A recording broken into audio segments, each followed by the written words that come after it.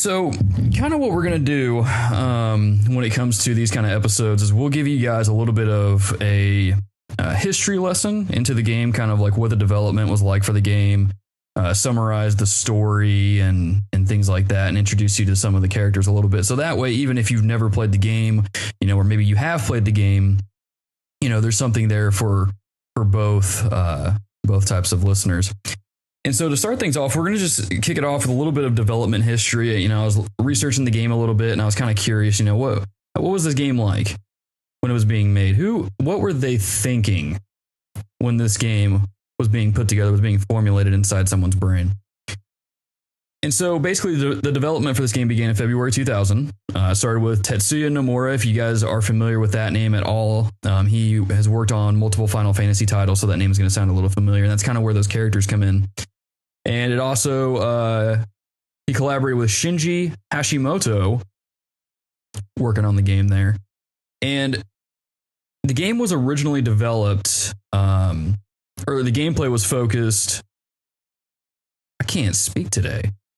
Originally, the development was focused towards the gameplay that just had like a simple story. It was meant to appeal to Disney's target age range because they were kind of wanting to make a game with characters that kind of rivaled Mario a little bit, because at the time Mario was still a big name, and he even still is a big name right now.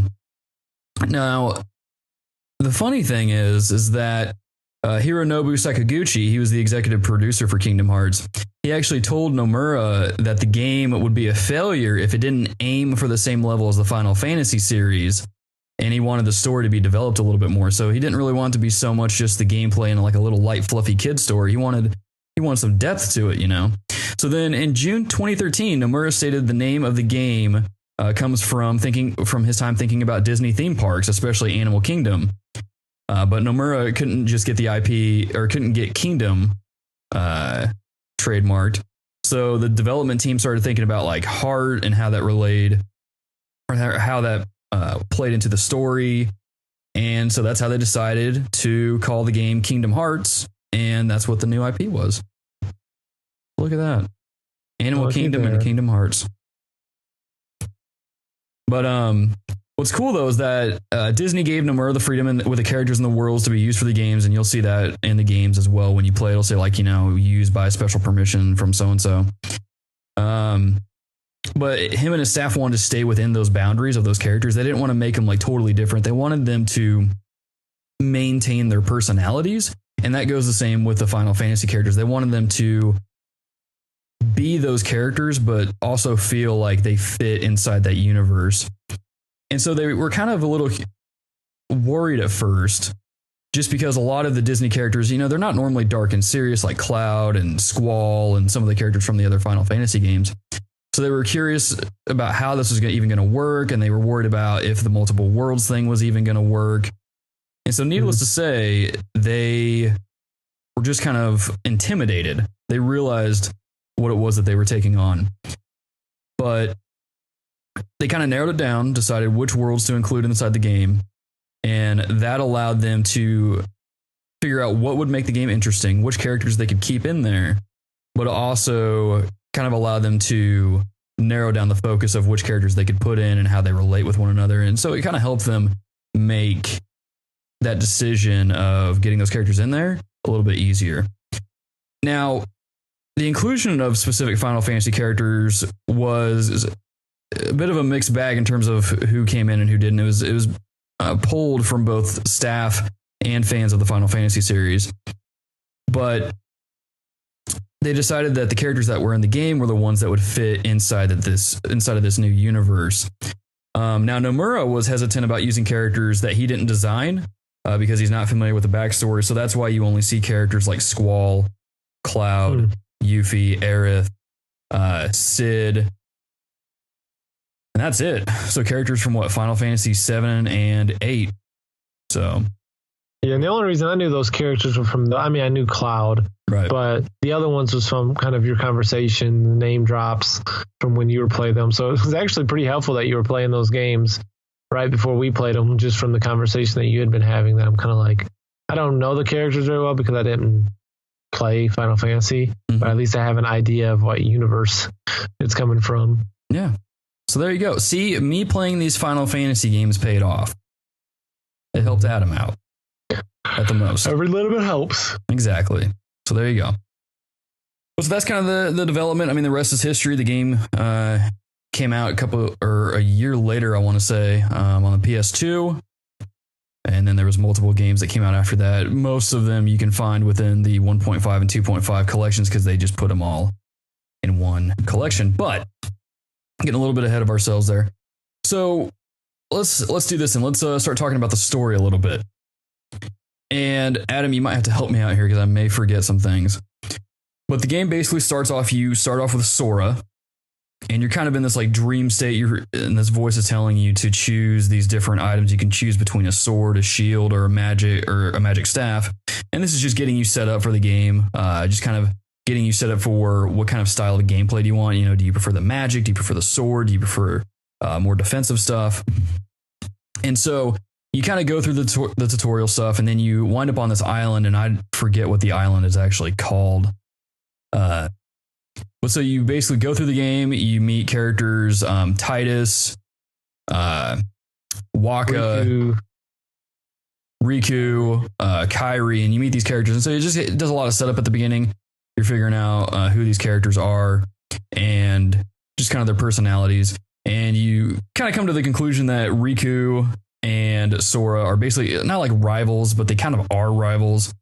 And they both have what's the word? The hots.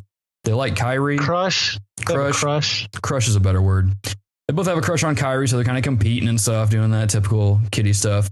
But once the tutorial stuff is out of the way and you get used to the controls, that's where the game really starts taking off, because Sora wakes up and sees that there's this portal, this like black hole above the island, and Riku's just kind of standing right underneath it. And so he goes to investigate, and they wind up getting sucked into the portal, and they wind up in this different universe.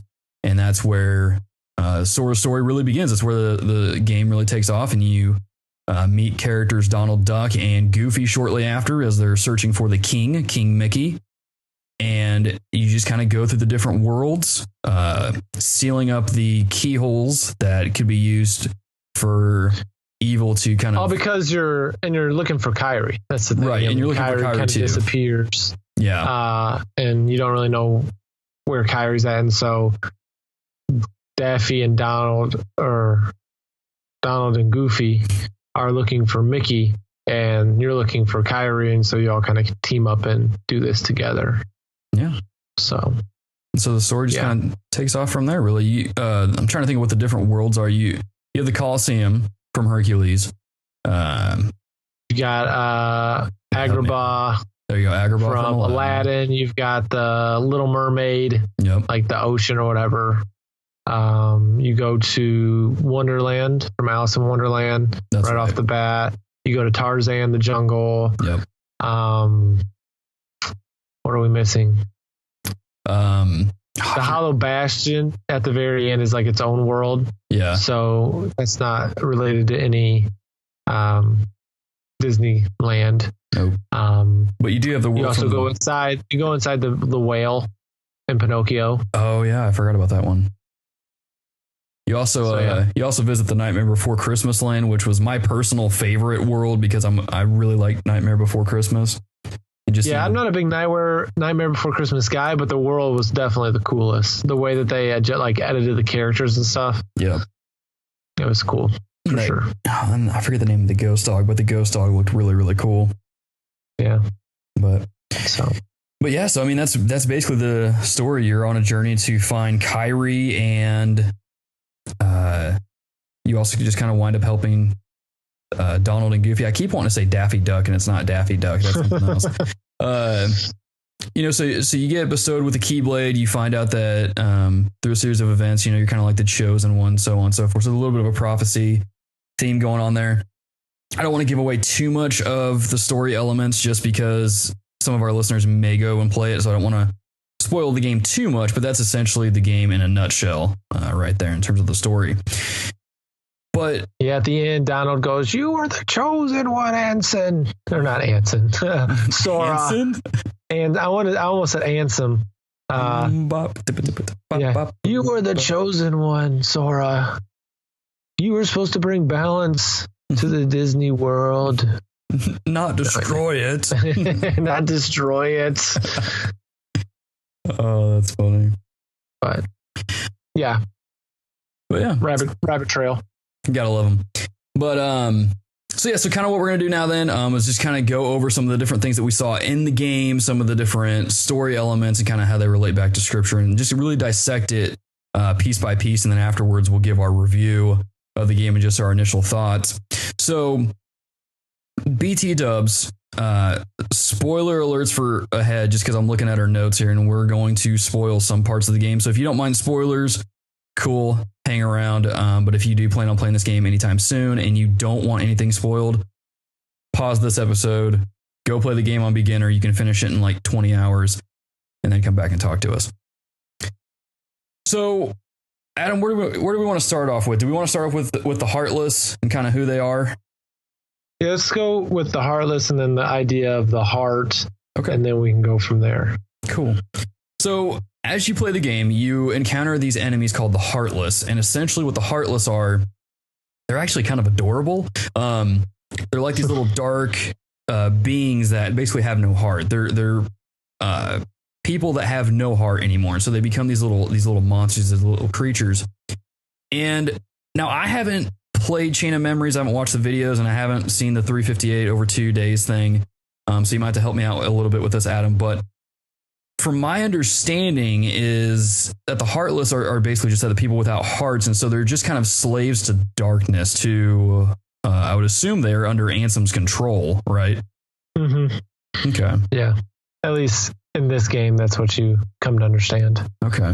So, and I mean, that's even, well, spoiler again. That's why when Sora gives up his heart for that moment, he becomes a Heartless and transforms into one of the little creatures. Right.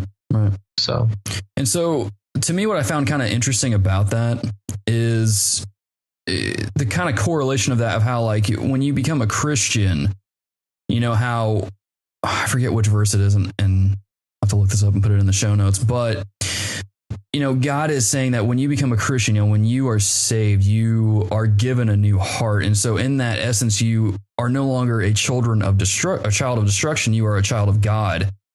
And so what's interesting about this game is how the Heartless are children of destruction. They are characters meant to just destroy and kill anything that is in front of them that has a heart. And they're under Ansem's control. And Ansem is the main bad guy, of course, if we haven't said that already. But when you find your heart, or you know, you receive salvation as a Christian, you know, you have a new heart, you're given a new heart, and you are no longer under the control of sin, temptation, evil, whatever. You have newness of life, something that I talked about pretty heavily in the Final Fantasy IV thing on Gaming Theology on the website. So you have freedom, essentially. Your chains are gone, you're set free, and you have an idea of what light is and what is good and things of that nature. Adam, I don't know if you have anything to add about that. Well, yeah, what I think, I mean, the idea of we are dead in our sin, we are dead in our trespasses. I mean, we'll reference this here again and later, but I mean, Jeremiah 17 verse 9, the heart is deceitful above all things and desperately sick. Who can understand it? And that's our life apart from Christ. I mean, our heart is deceitful, our heart is evil. But when we become this new creation, we are given, like you said, newness of life. We now have life. We have freedom. We are slaves, but we are slaves to Christ. And what a great picture even that is of someone who loves us and wants what's best for us. And so that correlation there, and then that leading into this idea of the Heartless, it leads into the game is called Kingdom Hearts. Yeah. And the whole story really wrestles with this idea of the heart and what is the heart. Because Sora, you find out later that it's like they're trying to bring together the 7 princesses' hearts or something like that. And so they're trying to gather all these hearts. And then you find out that Kairi is one of the characters that has one of these hearts, but her heart is actually somehow interlinked with Sora's. And so it's because she loves him. It is because they love each other. That's what I'm going to go with. I mean, that's what it sounded like in the game. And so there's there's multiple conversations about the purpose of the heart. Riku, who again was one of Sora's, closest friends growing up, but later as they're seeking Kairi, you have two people approaching it from different ways. You have Sora, who is seeking after Kairi with friends, just trying to find answers, trying to do this in the best way possible. But you've got Riku, who's like, I will do anything that I have to do. I will sell my soul to the devil. I will do things that I shouldn't normally do because Kairi is worth everything. And he approaches it from a different perspective. And so you see different conversations twice once you see it between Riku and Sora, and then later it's between Ansem and Sora. But I just want to read it quickly. So Riku says, "Oh, your heart is darkness. It's weak. It's blah, blah, blah." But what Sora responds with, he says, and we'll maybe mention these in the show notes also if you want to go and watch the cutscenes. And we have the times that you should watch also. But he says something to this degree. This isn't exactly, but it's basically right. The darkness, he says, may destroy my body, but it can't touch my heart. My heart will stay with my friends. It will never die. And then he says, what good is your heart? Or no, he loses his weapon. He says, what good are you if you don't have a weapon? He says, I've got a better weapon, my heart. Although my heart may be weak, it is not alone. It's grown with every experience. And even when I hear that, although my heart may be weak, I immediately go to Psalms, I think 76, where it talks about my heart and flesh may fail. Jesus is the source of my strength and portion forever. When he said that, I immediately, because that was like one of my life verses for a while. When kind of things were going crazy in my family, I'm like, I'm weak. My heart is broken, but Christ is my portion. Here he says, though my heart may be weak, it's not alone. It's grown with every experience. And he talks later about his friends. And so you see this idea of, okay, what is the purpose of the heart? Where does the heart come from? Is it dark? Is there good things that come from the heart? And then later in his conversation with Ansem, before I let you kind of jump in, they're talking and Ansem says, you have so much to learn. One who knows nothing, again, another philosophical idea here, one who knows nothing can understand nothing. Seeking other worlds opens one's heart to darkness. And then another just big point, it says all worlds begin in darkness and they all end in darkness. The heart is no different, or there is no difference in the heart. Darkness grows within it, consumes it. Such is its nature. In the end, every heart returns to the darkness whence it came. You see, darkness is darkness is the heart's true essence. So here we see a very philosophical, very, the reasoning that they're giving that the heart is dark, at least according to antagonists here in the game, is nothing good can come from the heart. And I mean, this kind of, like I read earlier, the verse in Jeremiah that says the heart is deceitful above all things, desperately sick. Who can understand it? And then it says, I, the Lord, search the heart and test the mind to give every man according to his ways, according to the fruits of his deeds. So as you hear all these conversations about the heart, Logan, what are some thoughts that come to your mind? What do you think about this? What can you relate this to maybe some of our understanding of the world, or how does our Christian worldview affect the way that we even hear these dialogues? Well, when I was playing the game and I noticed how big of an emphasis the game was placing on the heart, I was kind of perplexed because I'm like, well, from my biblical worldview, the heart is, it's like what Ansem said, it's darkness. That is its nature. It even says in scripture that you read there that the heart is deceitful above all things. But then you have Sora over here going, no, your heart is good. It might be weak, but darkness can never touch it. And it's like, well, Sora, how do you know that? How are you so sure that darkness can't touch your heart? How are you so sure of all these things that you're saying? Because Ansem, he has a point in terms of like biblical worldview. Yeah, the heart is evil. It is deceitful above all things. But I think the interesting dynamic here that we see between Ansem and Sora is that Sora, which we come to find out later in the game, he has light within him. He has light in his heart. And that's why darkness can't touch him, because the darkness is afraid of the light. And that's why Sora is so sure that darkness can't touch him. And we as Christians, we have that same courage because we know that we have Christ. We have that light.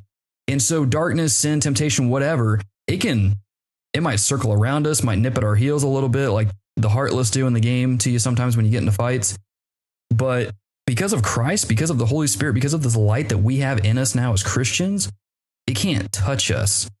We have the freedom to walk away from it. And in a lot of instances, we're commanded to destroy that sin. You know, it's like what Jesus says, that if your left eye causes you to stumble, to tear it out from your body. Now, he's not saying to like literally tear your eye out, but he's saying that if something is causing you to sin or is tempting you, get rid of it. You don't need to obey it. You don't need to listen to it. Just get rid of it. And in the same way here, we see that Sora has that courage that we all have as well. What I found interesting about the whole game also, and this kind of ties into it, was that Sora is using a Keyblade. And all throughout the game, we see that this Keyblade can close the little keyholes, can open them up. But we see at one point, and I might be jumping the gun a little bit here, but we see him use a Keyblade to unlock his heart. And I'm like, well, that's very interesting, because in Hebrews, we see that that scripture, the word of God, is a double-edged sword. You know, it's able to cut through the division of bone and marrow, soul and spirit. And in that same way, I mean, the Keyblade, you could almost make an argument, the Keyblade in the game, it could be a representation of the Bible. You know, if you're looking at it and dissecting it from a biblical worldview and interpreting it in that way, I mean, the Keyblade is kind of the Bible. You know, you're using it. The Bible is used to discern your heart. It's able to convict you, to teach you, to build you up, to make you a stronger Christian and make you more like Christ. And so, I don't know. It's just interesting. I know it's kind of like shotgunned a lot of thoughts out. Yeah. But maybe you can like... You know, it's even interesting you say that, because it even talks about in the game, like the Keyblades choose people.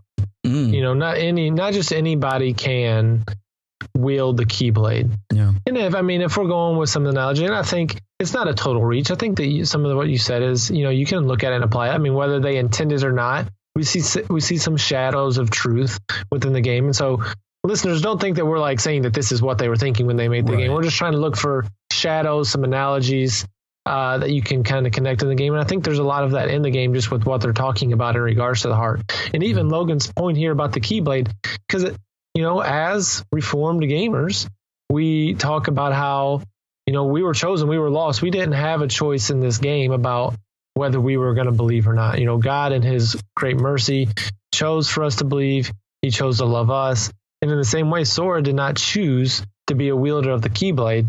The Keyblade in many ways chose him. And that through that choosing of the Keyblade of him, he was enabled to have this light within him, and that would not allow the darkness to touch him. And even looking at it from that perspective, of if we are chosen, kind of going with what you said, the darkness can't touch us. We are protected. You know, no one can pluck us from the hand of the Father. And in the same way, looking at an analogy here, with Sora having the light within him, the darkness cannot touch him. And there's almost, in the game, there's almost this, you know, with Sora being this almost Christ-like figure in some ways also, because you get to a point in the game where he has to sacrifice, like you said, he has to sacrifice his heart for Kairi so that she can have life again. And that when he sacrifices his heart, he does become a Heartless. But then through his sacrificing of his heart for her and the love that she has for him, through that, he has life again also. So there's almost like a death and a resurrection. So there are some of these little bitty analogies, little shadows there of the gospel. We're not saying it's verbatim by any means, but there is a lot of things in there that when you're playing, you're like, this is these things can't be totally by mistake.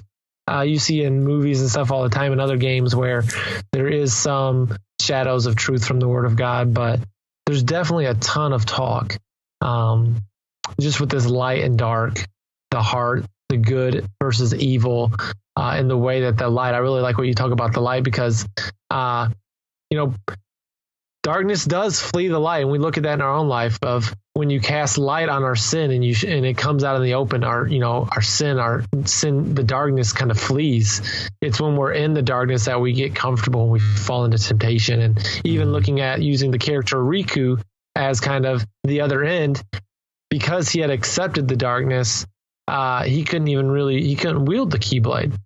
He tries to at one point, but it ends up going back into Sora's hands towards the end of the game. And so he tries, but then he loses that because he was consumed by the darkness. So there really are a lot of different analogies just with this idea of the heart, the idea of darkness and light, and even some of that sacrifice of his heart for someone that he cares a lot for. And that through that, I mean, again, through his sacrifice, he dies, someone else has life, and then that through that life, he kind of gets his life back. And so not perfect, but definitely some biblical shadows there in the game. Yeah, that's pretty cool. So do we want to talk about Sora's sacrifice for a little bit? Yeah. Well, let's go on to the next one. We've kind of just hit that pretty good amount. Let's go on to.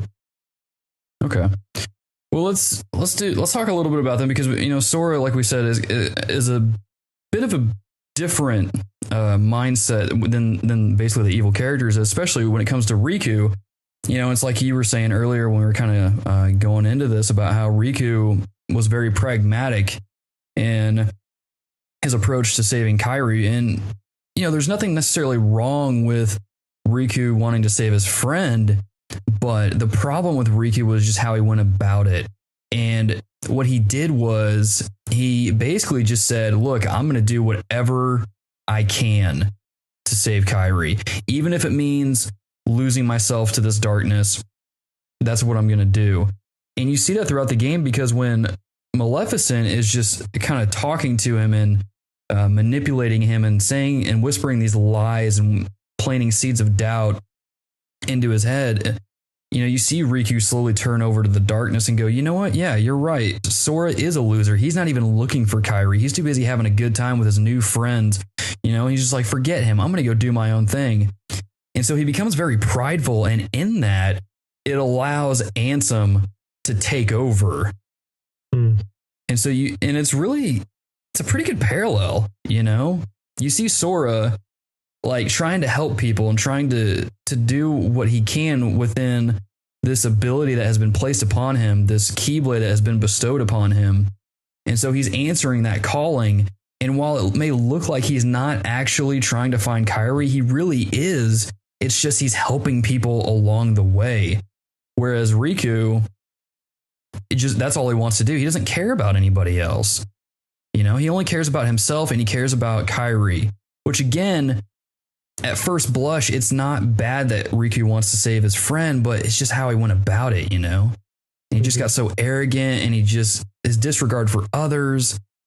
It's a really interesting dynamic between the two, And there's even a lot of things in our life that wanting to have certain things in our life is not bad. Right. But if the way that we go about doing these things in life are by hurting others or by taking shortcuts or by sinning, I mean, there are a lot of things that are not bad in of themselves, but usually it might take us, we might sin to get those things. And, sacrifice our witness, sacrifice the gospel, sacrifice relationships to get those things. Then that's when that object becomes sinful, is because it's caused us to sacrifice different things in our life that God tells us that we shouldn't be sacrificing, whether that's character, integrity, godliness. Those are conversations I have with my guys all the time. This issue isn't a sin. It isn't a sin issue, but it becomes a sin issue when it comes at the cost of your integrity. When you have to lie to do this thing, that's when it becomes an issue. If you don't do this, that's fine. But when you say that you're doing it and you're not doing it, that's when we have those issues. And, you see a little bit of that here. Wanting to save your friend is not a bad thing. Sora wanted to do the same thing. Yeah. But when it came to sacrificing, the right choices, sacrificing even his friend and Sora, like he was like, I only want to save Kairi, you don't. And so he gets to a point where he's trying to destroy his friend so that he can save his friend, because he can save Kairi, because he thinks that that's the only way possible. And so it causes him to make the wrong decisions, and even, in a video game, attempting murder within this video game of his friend because he thinks that's the only way he can save another friend, which isn't the case. Yeah. And there's kind of a cool moment where you see Riku kind of realize what he's done, and then he tries to make amends for it by holding Ansem back and letting Sora rescue Kairi and try to escape and things like that. So that's kind of the nice thing about Riku, is that he comes around. He sees what his actions have done, and so he tries to do right by realizing who his friends really are, including Sora. So, but in that, I mean, it kind of deals with a little bit of a theme of sacrifice. And I don't want to give away the ending too much in the game, but kind of just as a segue into that, let's talk a little bit about Sora sacrificing himself for Kairi a little bit. Because this takes place in Hollow Bastion, where basically, oh man, I don't remember the terminology much in this, but it's basically this giant keyhole is about to be unlocked, and they're trying to use the hearts and stuff to unlock it so darkness can be unleashed full force. Like we mentioned earlier, Sora, his heart has Kairi's within it, and that could be relationship, love. I mean, you can take it for what it is. But he winds up using a Keyblade to unlock his heart, so Kairi has her heart back, and so she can kind of wake up and get out of this place that's starting to fall apart. But in the process, Sora loses his heart and becomes a Heartless. And so it brings to mind this verse from John chapter 15, verse 13. It says, "Greater love has no one than this, that someone lay down his life for his friends." And so it's just kind of a interesting moment there where you see Sora willing to give up his own life to save his friend, to save Kairi, when you notice Riku doesn't do that. Yeah. So. What is the other verse? How will they know that you are my disciples if you love one another? It's through love of each other that they know that, in this story at least, you knew Sora had light because of his love that he had for his friends. And that's where you get, what he said, I said earlier in that quote of, let me pull that up again. He said, "The darkness may destroy my body, but it can't touch my heart. My heart will stay with what? With my friends. It will never die." And so how do you know that he had this light within him that you can't touch his heart? That's because of the love that he has for his friends. How will people know that we have the light within us? It's by our love for one another, especially the body of Christ. And even for those who are unbelievers, we should love them as Christ loved us. But even more so, the body of Christ, those brothers and sisters in Christ, by the sacrifice we make for each other. When I was living overseas, I couldn't speak the language. I couldn't talk very well. Yeah. But the guys could tell that there was a difference in my relationship that I had with my roommate, who was also a believer. They would say, you guys are different. What's different about you guys? Like, why do you guys legitimately care for one another? Why do you care about us? Why did you even come over here? Well, it's, we would try to break that down as much as we could. It's because we love you. And because Christ loved us, we love each other with a brotherly love, and we love you with the love that Christ has loved us. And so, definitely some analogies there of that sacrifice that we were talking about earlier. And again, because of the love that we have for one another, the sacrificial love for a friend, we would all think and hope that given a situation where it was either between us or a brother and sister in Christ or a family member, that we would be quick to jump in and sacrifice our life. You never really know until you're in that moment. But we hope and pray, Lord, if that's the way it has to be, that I have to sacrifice myself for someone else, let it be. Please let it be. But it's hard to say that until we get in that moment. But that's the goal, is that we would give sacrificially of ourselves for our brothers. And that's not always of our life. It could be of our things. It could be of our time. It could be of our money. There's a lot of ways that you can sacrifice yourself for people, not even necessarily your friends. And so some correlations there also. Yeah, for sure. So really interesting game. There's a lot to pull from it, and I think that there's probably more than what even we touched on. So dear listeners, if you guys have played the game, you guys can let us know your thoughts on it on Twitter, Facebook group, one of the two. But we're going to take a quick break, and then we will come back with our review of the game.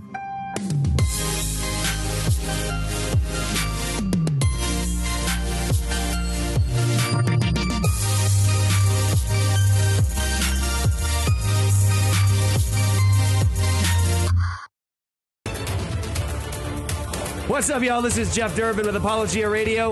Luke the Bear. And Joy the Girl. We're right here on 1360 KPXQ, heard Saturdays from 4 to 6 p.m.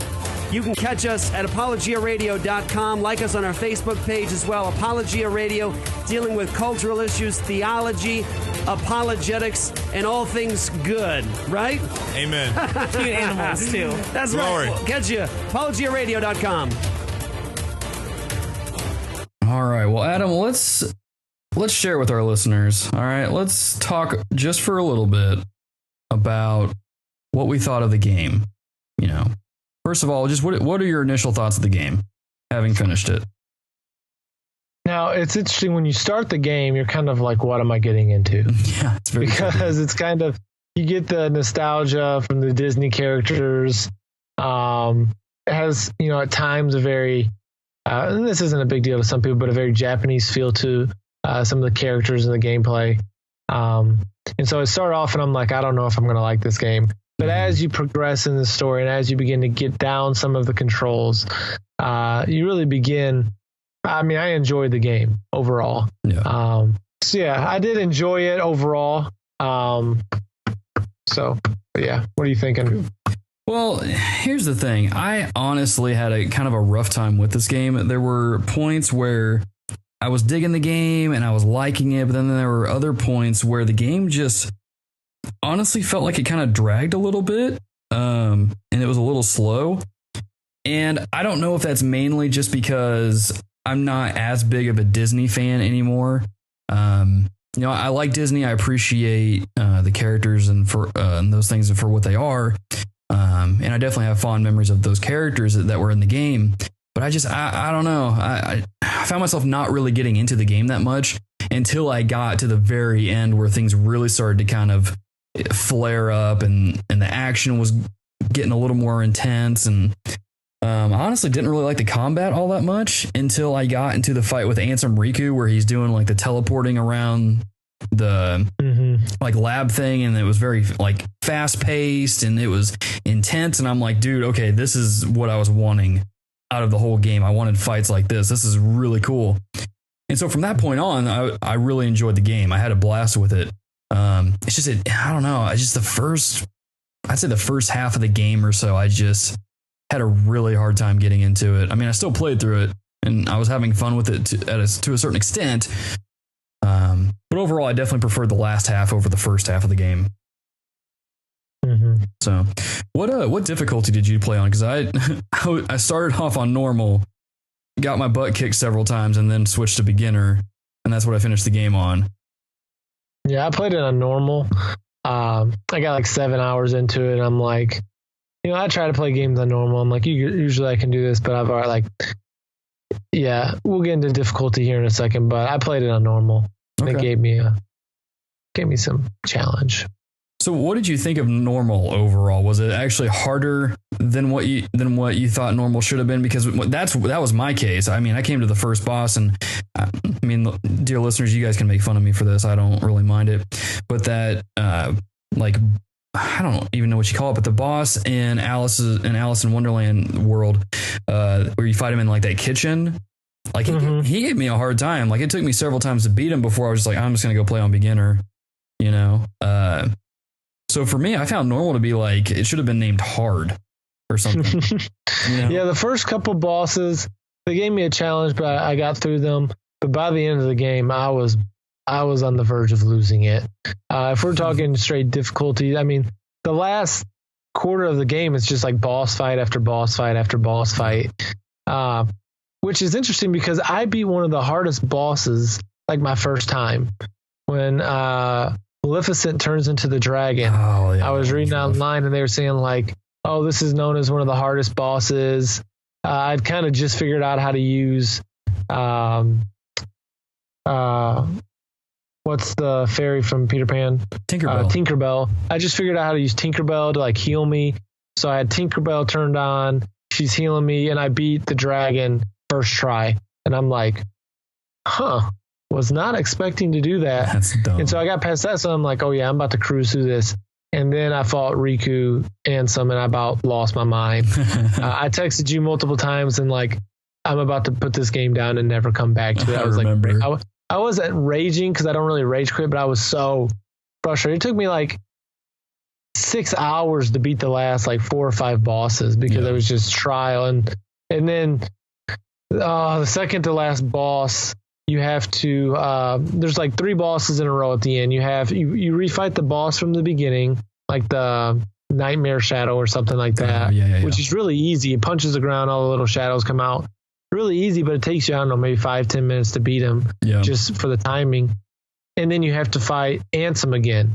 And that Ansem was just owning me. There was a couple times where it was like a 3-second fight where he was just like, bang, bang, bang, I'm dead. And I'm just like, but what really stunk is you had to fight the guy before him again. So you couldn't just go straight to Shadow Ansem. You had to do the Nightmare Shadow thing again, and then you had to fight Ansem again. And I probably did that fight, no joke, 10 times, 11 times. Oh, wow. And it was so hard, and I wasted so much time. I'm like, some of the bosses were some of the hardest bosses I've ever fought in a game. I mean, I haven't finished Bloodborne. That game was crazy hard. But this game on normal difficulty, the bosses at least, and I may not have been leveled up appropriately. I watched a lot of videos online to kind of, okay, I need some strategy here. What's the best way to do this? And a lot of their health meters were much further, like much larger than mine. Their magic meters were much larger than mine. Yeah. So I probably should have leveled up more, but I don't like grinding and leveling up. So I'm like, I just got to get the timing down. I eventually, of course, beat it, but the game was definitely not easy. I was like, Disney, this is going to be a cakewalk. Man, it was hard. I felt like I accomplished something when I beat the game. It was that hard. So for me, I played on beginner. So for a good majority of the game was fairly easy, but it wasn't until you get to Hollow Bastion, where like I said, where the game really started picking up, where the fights started getting more intense. That's where the boss fights started getting pretty difficult for me, especially the Ansem Riku fight was kind of my first taste of that. But I really enjoyed it because I'm like, finally, this game's giving me a challenge. And I know I could have played on normal to get that. But what I was wanting was like a challenge to where it was fun. That boss fight in the kitchen in Alice in Wonderland, I didn't find that very fun. It was just really annoying. The Ansem Riku fight was challenging in a fun way. And something I noticed when I was playing or fighting these bosses at the end of the game back to back is that they all have their own little kind of like, I don't want to say exploits because I don't think that's what they are. But if you use a certain tactic, the boss fight isn't like a breeze, but it does get a little bit easier, especially when you fight, man, I don't even know what to call Ansem's final form. That thing where he's like a floating ship or whatever it is. Yeah, I don't know what you would call him. He's got like all kinds of different stuff going on. Yeah. See, that one was a major pain because when you go up and fight him, like you can go up there and like just fly in behind him and attack him, but then he starts calling in these lasers that home in on you. Yeah, those things stunk. Dude, even on beginner, they would take me out in like 2 to 3 hits. So I'm just like, this is dumb. But then I like just was messing with the controls and realized that you can kind of like change your altitude when you're flying as Sora. And as you're doing that, if you just fly in a continuous straight line, but like fly down or fly up, they'll shoot where you were, so they won't actually hit you. And that helped make that fight a little bit easier. It was still a really long fight. I spent probably 30 to 40 minutes trying to fight that final boss and beat him, but it made it a little bit more bearable. So, but yeah, I mean, even on beginner in the final, when I was going through those final fights, I was like, I don't know how Adam's going to go through this on normal. Like even on beginner, these things are giving me trouble. So my hat is off to you, sir, for beating that game on normal, because there's no way I could have done that. I probably would have chucked my controller out the window. Yeah, it was, it worked out all right because Hannah worked. We were on spring break last week, and so I'm like, I'm finishing this game. before we go back to Monroe. And so she was gone from like 1 to 10. And she comes home. She's like, what'd you do today? I'm like, nothing. I'm like, I played Kingdom Hearts. She's like, did you eat? I'm like, yeah, I threw some corn dogs in the oven. And while they were cooking, I was playing. And then when I took a little break, ate, and then went back to work. Because, I mean, it took a lot of time. I put a lot of hours in on those 2 days. Because I'm like, so help me, I will beat this game. And it was a pain, but I persevered. Yeah. It's definitely a challenge. But so let's talk a little bit about the combat then and kind of bring controls into that a little bit. I mean, what did you think about the game? Because I know for me personally, I kind of hated the controls. And to a certain extent, I wasn't a huge fan of the combat because I felt like it could have been more fast paced than what it led on. And I understand this was their first game. They were trying to test things out, see what people like, get feedback and things like that for a second one. But I just felt like they could have done more with the combat. And from what people tell me, Kingdom Hearts 2 is just like way better in terms of combat. But I hated the controls. I just thought they were really bad. And maybe that's because it's a PS2 game. You can't really do much with that, but still it doesn't age well. Yeah, the controls, I mean, you do have to keep in perspective that it was originally a PS2 game. The thing about the controls, like the magic, like I would go into some fights and I didn't have the right magic turned on. Mm-hmm. And so if that's the case, you're in trouble. Like having to all right, click the magic, scroll down, and at the same time you're being attacked. Like that's impossible. You had to have the right shortcuts for magic, or you would be in a lot of trouble. So that was always kind of a pain. But also just the camera angles. Yeah. Half the time I couldn't see where I was jumping. It would wouldn't auto correct to get right behind me again. I would try to lock onto something and I couldn't see it.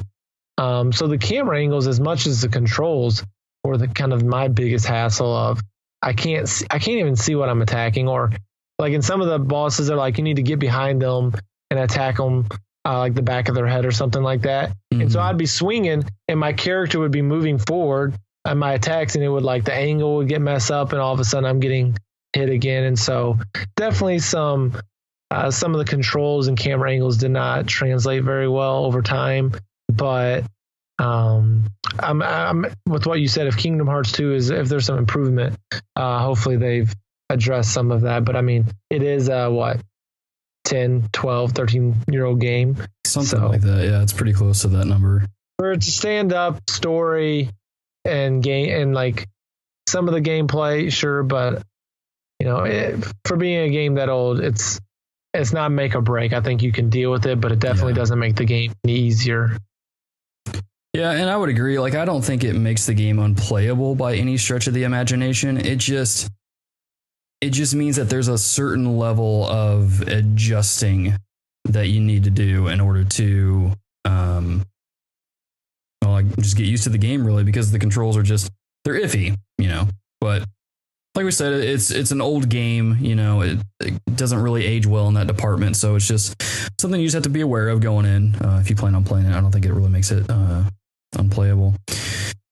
Now, we played the 1.5 HD remakes on the PS3. What do you think of the game? Do you think it looked pretty good? I thought it looked pretty awesome.